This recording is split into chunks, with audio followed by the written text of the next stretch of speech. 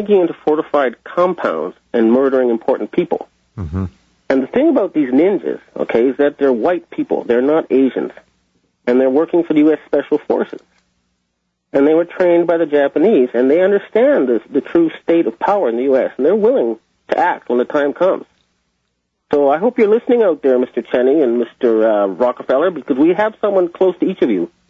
They can be turned into dead meat in a matter of hours. I'm not bluffing. And I'm hoping it doesn't come to that. I'm a decent human being. I'm a journalist. I do not want any deaths. Not one.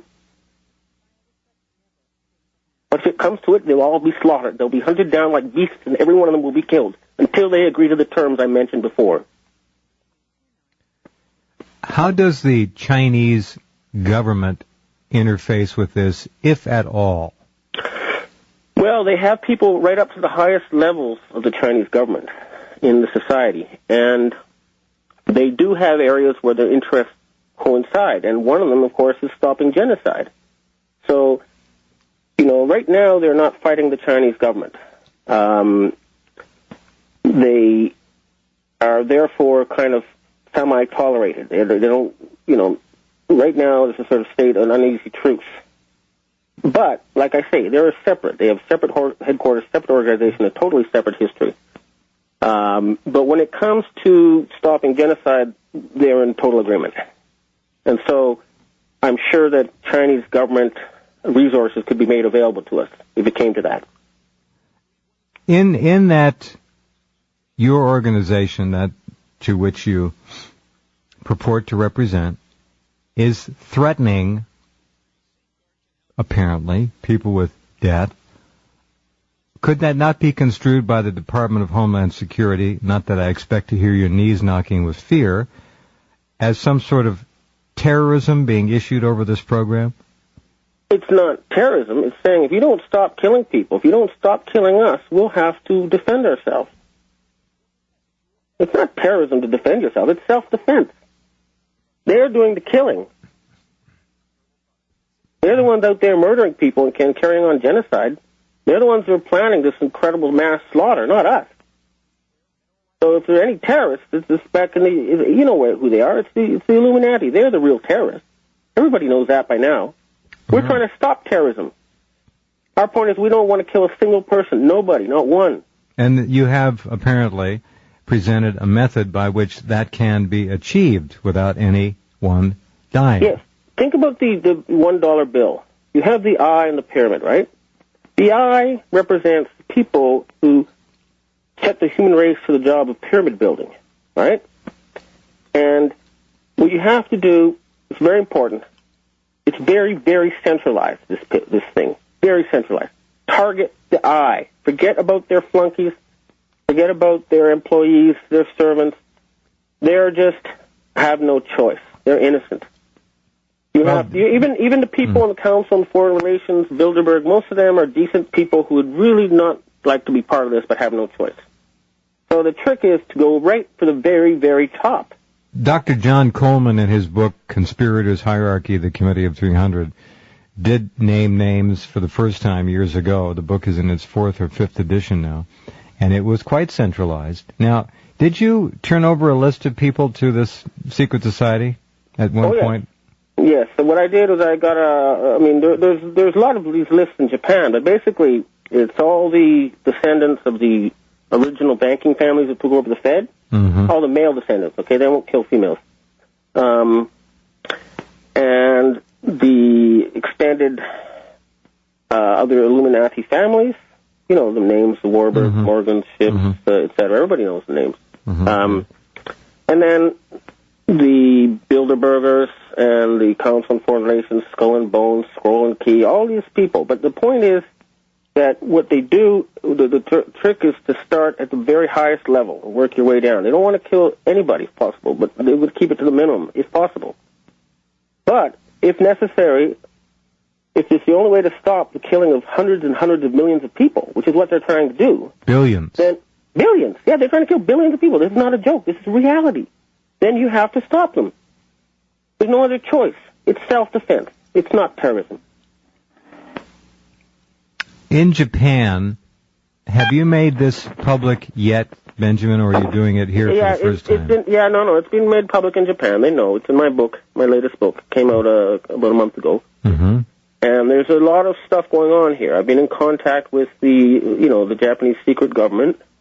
They're cooperating with me, and I repeat, their point is that they like the U.S.-Japan alliance. They like Americans. They like the United States.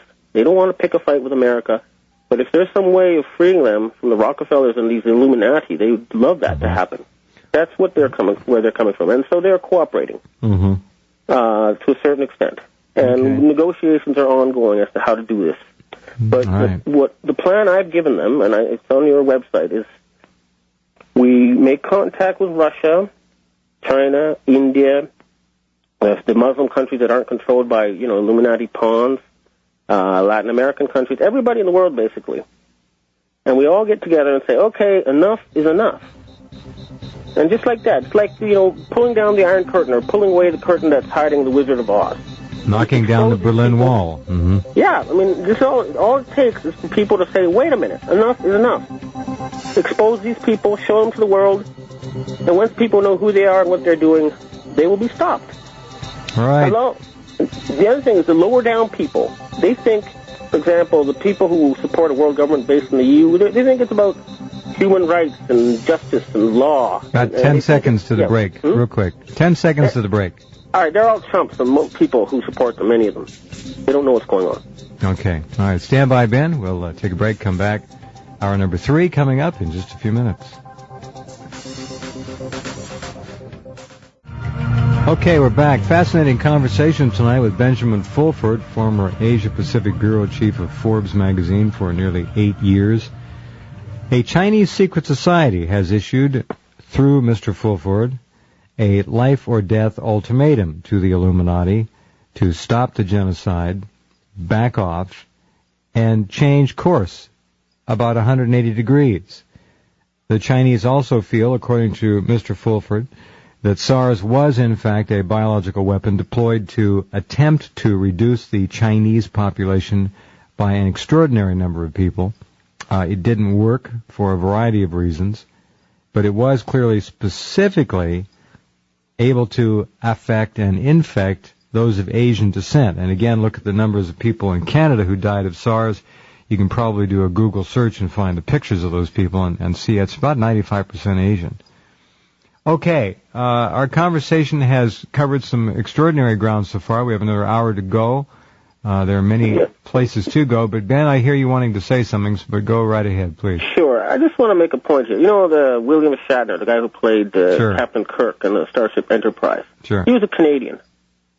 And as a Canadian, I'd be proud to serve in a U.S. ship like Enterprise.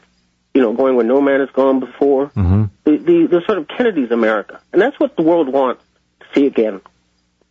That's what everybody's wishing for. Well, especially when I see the Americans captured by robber barons and subjected to Freudian Pavlovian mind control. Well, and no better example than September 11th.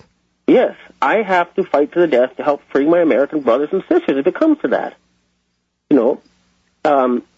Everybody wants America to be freed from these people, including the Americans. And it's just, when you really come down to it, it's such a small number. All you have to do is expose them.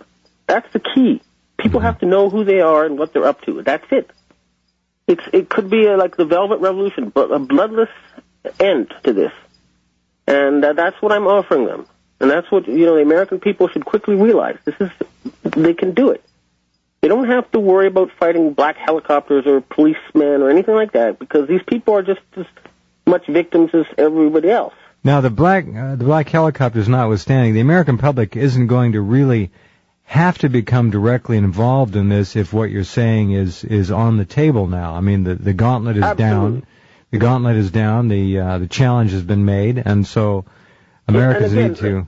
We'll try peaceful methods, and so, like I say, the plan I gave the Japanese government is we get the Russians, the Chinese, the Indians, everybody on Earth, basically, to say enough is enough, and it should just be a matter of announcing the fact that they will not buy any more U.S. government bonds until the U.S. government decides to change course. Could the Chinese effectively decimate the American economy at this point with